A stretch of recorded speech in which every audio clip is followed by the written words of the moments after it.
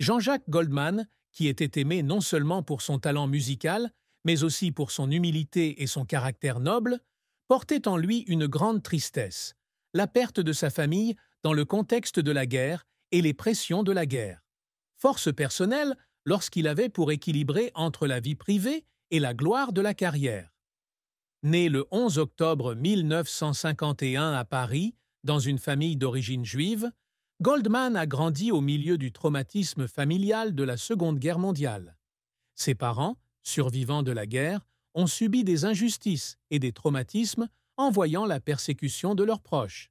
Les histoires déchirantes de cette période sombre sont restées gravées dans l'esprit de Goldman, lui faisant toujours ressentir le poids de l'histoire et la nécessité de lutter pour la liberté et l'égalité. Goldman a également souffert de la pression qu'il a ressentie lorsqu'il a atteint le sommet de sa carrière dans les années 90 et 90. Son immense succès l'a exposé à l'invasion de sa vie privée par les médias, ce à quoi on ne s'attendrait pas de la part d'un homme de parole. Sa personnalité calme et simple l'a toujours mis mal à l'aise. Il a un jour confié qu'il y avait eu des moments où il avait voulu tout abandonner pour revenir à une vie normale, loin des projecteurs. Cependant, Goldman n'a pas laissé ses chagrins assombrir sa vie. Il a utilisé la musique pour exprimer ses émotions, comme un moyen de guérir et d'inspirer des millions de personnes. Des chansons comme « Pas toi » ou « Il suffira d'un signe » ne sont pas seulement des œuvres d'art, mais contiennent aussi des pensées profondes venues de son cœur.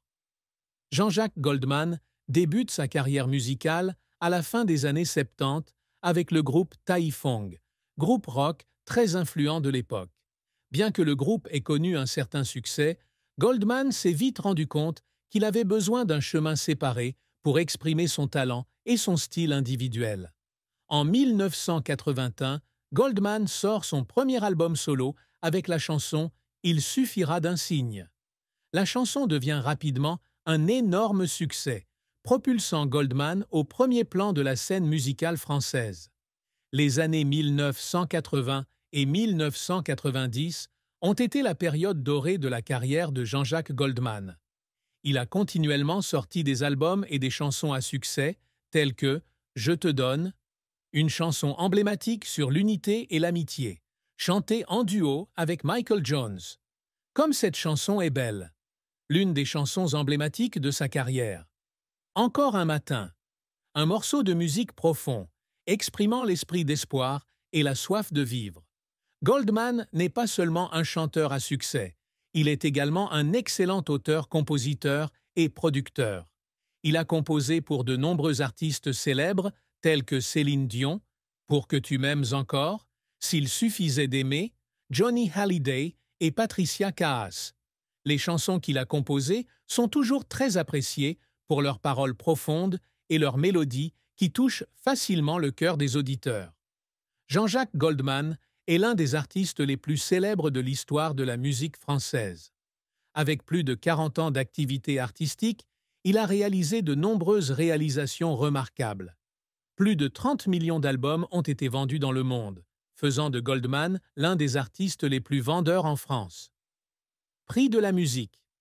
Il a reçu de nombreuses récompenses prestigieuses, dont les Victoires de la musique, la plus haute distinction de l'industrie musicale française. Il a été nommé à plusieurs reprises chanteur le plus populaire dans les sondages d'opinion en France. Jean-Jacques Goldman n'est pas seulement célèbre en France, mais a également un rayonnement international, notamment à travers les chansons qu'il a composées pour Céline Dion. L'album 2, 1995, écrit et produit par Goldman, est l'album francophone le plus vendu de tous les temps. Goldman n'est pas seulement célèbre dans la musique, mais il est également connu pour ses contributions à la société. Il est membre actif de l'association caritative Les Enfoirés, où il donne des concerts pour récolter des fonds en faveur des plus démunis et des organisations humanitaires en France. Jean-Jacques Goldman, bien qu'il soit une grande star de l'industrie musicale, a toujours gardé sa vie amoureuse loin des projecteurs.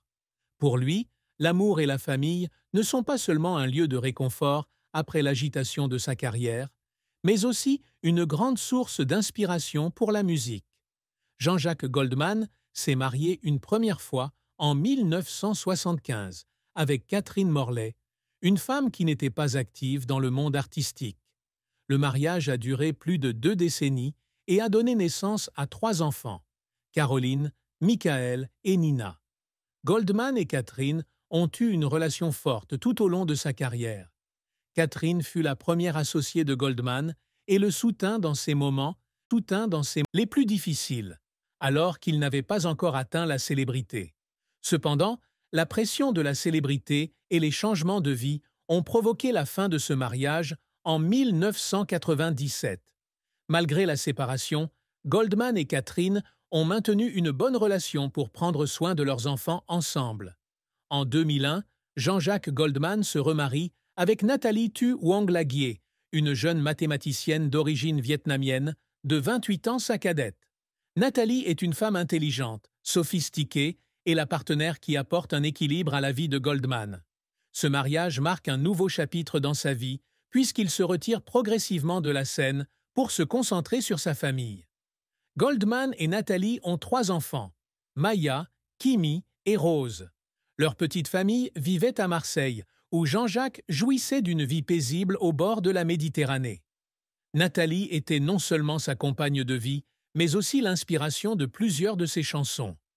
Goldman a dit un jour que Nathalie était celle qui l'avait aidé à voir la vie d'une manière différente, avec une appréciation de chaque instant. Jean-Jacques Goldman a toujours mis la famille en premier. Même s'il est un artiste célèbre, il ne laisse pas sa carrière éclipser son rôle de mari et de père. Il garde sa famille loin des projecteurs des médias et essaie de protéger la vie privée de ses enfants. Jean-Jacques Goldman est père de 6 enfants issus de 2 mariages. Pour lui, être père n'est pas seulement une responsabilité, mais aussi un grand bonheur. Il essaie toujours de s'assurer que chaque enfant ait une enfance normale et ressente l'amour de ses parents. Caroline, Michael et Nina, enfants du premier mariage. Caroline, Michael et Nina ont grandi au plus fort de la carrière de Goldman.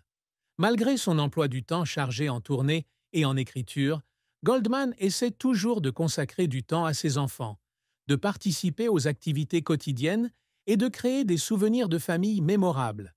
Il a dit un jour « Mes enfants sont mon bien le plus précieux, et je ne veux manquer aucun moment avec eux. » Avec 3 enfants issus de son second mariage, Goldman s'est lancé dans la paternité avec maturité et expérience. Maya, Kimi et Rose ont été élevés dans un environnement paisible, loin du regard des médias. Jean-Jacques passe plus de temps avec sa famille durant cette période, puisqu'il décide de se retirer de la scène pour se concentrer sur son rôle de père. Goldman a toujours enseigné à ses enfants les valeurs d'amour, d'honnêteté et de gentillesse. Il a un jour déclaré qu'il ne voulait pas que ses enfants subissent la pression de la réputation de leur père, mais qu'il voulait qu'ils soient libres de choisir leur propre chemin. Bien que Jean-Jacques Goldman soit rarement apparu en public après avoir mis fin à sa carrière musicale, ses enfants ont toujours parlé de leur père avec respect et amour. La fille aînée de Goldman, Caroline, a déclaré que son père était un homme aimant et dévoué.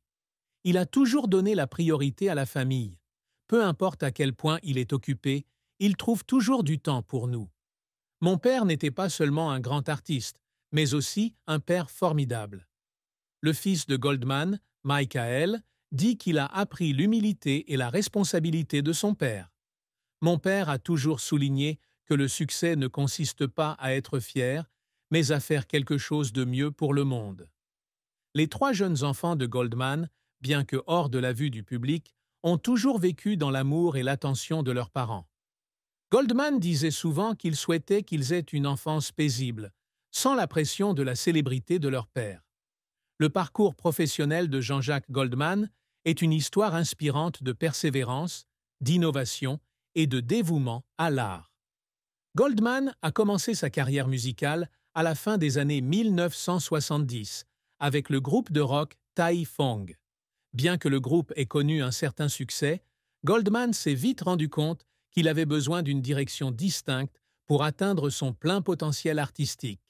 En 1981, Goldman sort son premier album solo avec la chanson « Il suffira d'un signe ».